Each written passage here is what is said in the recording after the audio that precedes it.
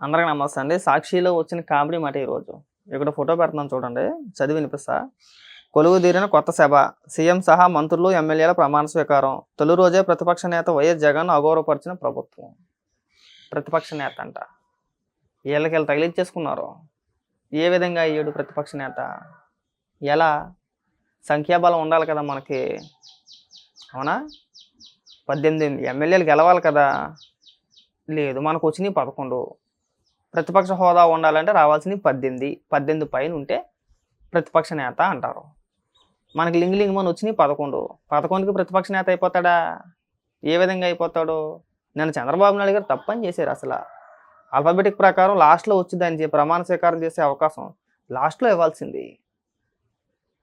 ఈయనేమో ఊరికే కరిగిపోతాడు ప్రతిదానికి కూడా. వాళ్ళు ఏదో రిక్వెస్ట్ పంపారంట, ఈయన యాక్సెప్ట్ చేసేసి సర్లే అలాగే ఇడితేలే అన్నవని చెప్పేసి మంత్రుల తర్వాత అవకాశం వచ్చింది, ఇచ్చారు, చేసుకున్నాడు. ఇక్కడ సాక్షిలో మళ్ళీ ఈడుపు, ఇంకా పెద్ద పెద్ద మాటలు రాసేసి చదివి వినిపిస్తాను చూడండి.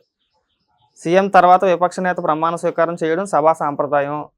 ఆ సాంప్రదాయాన్ని కాదని మంత్రుల తర్వాత విపక్ష నేత జగన్కి అవకాశం. మిమ్మల్ని ఏ చెప్పించు కొట్టాలో మాకు అర్థం కావట్లా. 40% ఓట్లతో అతి బలమైన పార్టీ వైఎస్ఆర్సీపీని అని కూడా చూడని బాబు సర్కార్. 2019లో చంద్రబాబుకు సముచిత గౌరవం కల్పించిన వైఎస్ఆర్సీపీ ప్రభుత్వం. అందుకు విరుద్ధంగా వ్యవహరించిన బాబు సర్కారు. తప్పులేదు, ఈ మందను గొర్రెలండంలో తప్పులేదు. ఆ గొర్రె మందనంతా నడిపించేది వీళ్ళే. వీళ్ళకే క్లారిటీ ఉండదు. 11 స్థానాలకు అప్పుడే ప్రతిపక్ష నేతను చేసేసారు. అప్పుడే సిగ్గు అనిపించట్లేదు అసలు మీకు?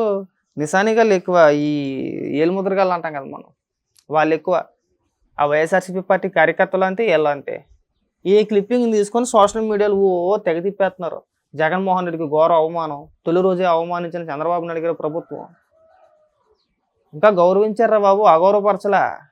మరి దీన్ని పేపర్ అంటారో మరి ఇంకేమన్నా అంటారో మాకు అర్థం కావట్లా. దీన్ని నమ్మమాకండి. దీన్ని నమ్మితే మీరు అలాగే ఉంటారు, మెట్టగాల్లా తయారవుతారు. ముందు మిమ్మల్ని గొర్రెలు చేసేది వీళ్ళే. జగన్మోహన్ రెడ్డి సొంత పత్రికే కాబట్టి నేను చెప్తున్నా. నీ పత్రికలో నీకు ఏ రాయించుకోవాలో తెలియదా?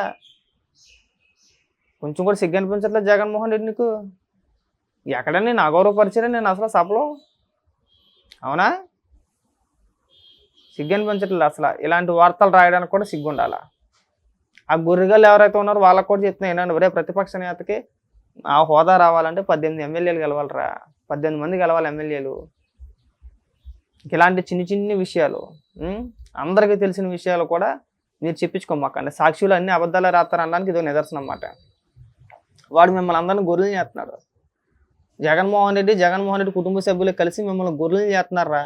మీరు ఎంతసేపు గొర్రెల్లాగే బతకాలి, మీరు ఎంతసేపు వాళ్ళ కాళ్ళ కిందే బతకాలనే ప్రయత్నం మాట ఇదంతా కూడా. ఇదొక పత్రిక. ఏ విధంగా అయిపోయారు? మనకు మనం ప్రకటించేసుకుంటే అయిపోతాడా ప్రతిపక్ష నేత అని చెప్పేసి అని? మనకు మనం ప్రకటించేసుకోకూడదు కదా. సభా సాంప్రదాయాలు ఉంటాయి. 18 సీట్లు రావాలి, రాలేదు, వచ్చినాయి 11. మీరు అనేసుకుంటే సరిపోదు. లాస్ట్లో చేసింటే చచ్చిపోదురేమో కదా. అదే జగన్మోహన్ రెడ్డి మంత్రుల తర్వాత ప్రమాణ స్వీకారం కాకుండా లాస్ట్లో చేసి ఉన్నాడు అనుకో, చచ్చిపోదు. అదే పరిస్థితి, ఆ పరిస్థితుల్లో చంద్రబాబు నాయుడు గారు ఉండుంటే కనుక ఒకవేళ ముందు వరుసలో చేయించాల్సి వచ్చినా కానీ లాస్ట్లో చేయించేది జగన్మోహన్ రెడ్డి. అంత క్రూరత్వం. 5 నిమిషాలు కూర్చోలేకపోయాడట ప్రతిపక్ష నేత అట్ట. 5 నిమిషాలు సభలో ఎందుకు కూర్చోలేదు అంటే లాస్ట్లో మూల పడేశారనా? మళ్ళీ ఇవాళ జగన్మోహన్ రెడ్డి సభకి వెళ్ళడంట. ఇవాళ స్పీకర్ ఎన్నిక, ఇవాళ వెళ్ళడంట. ఇవాళ ఏదో ప్రోగ్రాం పెట్టేసుకున్నాడు పులివెందులు, అక్కడ పోతాడంట. విపక్ష నేత కదా, అసెంబ్లీలో ఉండాలి కదా, మరి ఎందుకు లేదు? మీరు వేసేసుకున్నారు కదా ప్రతిపక్ష నేత అని చెప్పేసి అని. ఎందుకు రాడు అసెంబ్లీకి మరి? ఇంకా మీరు మీ కార్యకర్తలని, మిమ్మల్ని అభిమానించే వ్యక్తుల్ని ఇంకా గొర్రెలాగే ఉంచాలి, ఇంకా గొర్రెల్ని చేసేయాలి అనే ప్రయత్నం చేయమాకండి. ఈ క్లిప్పింగ్ తీసుకుని వాళ్ళు సోషల్ మీడియాలో తిప్పేసుకుంటున్నారు. వాళ్ళేమో కింద అమనాబుద్ధులు తిడుతున్నారు. వాళ్ళని.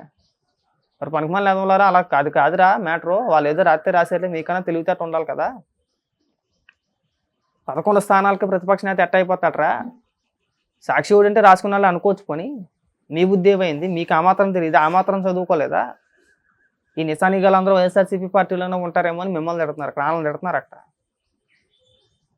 కాబట్టి ఇలాంటి పనికిమాలిన రాతలు రాయడం మానేయండి. చంద్రబాబు నాయుడు గారు కూడా మా రిక్వెస్ట్, ఇక నుంచి ఏవైనా వైఎస్ఆర్సీపీ పార్టీ తరపు నుంచి ఎలాంటి రిక్వెస్ట్ వచ్చినా కానీ పెద్ద మనసు చేసుకుని మీరు ఆమోదించేమాకండి. తర్వాత వాళ్ళకి ఎక్కే విషయం ఇలా ఉంటుందన్నమాట. తర్వాత మళ్ళీ మనం కడుక్కోవాలి అక్కడ.